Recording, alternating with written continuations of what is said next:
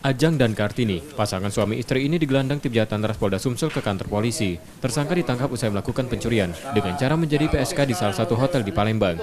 Dari tersangka, polisi menyita perhiasan dan uang tunai Rp500.000. Berikut kartu identitas korban ketika korban dan tersangka melakukan check-in. Tersangka mengambil harta korban ketika korban diminta untuk mandi. Saat itulah tersangka menguras harta korban bersama suaminya.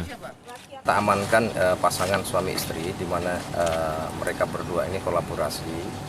Sudah mempunyai niat yaitu melakukan penipuan, kemudian melakukan pencurian, di mana modusnya adalah ketika calon korban ini orang yang dihubungi lewat aplikasi micet. Catatan polisi, tersangka sudah puluhan kali melakukan pencurian tersebut. Pasangan suami istri ini diancam hukuman 7 tahun penjara. Rizky Oktora, Mokas Diferensial, Kompas TV, Palembang. KTP.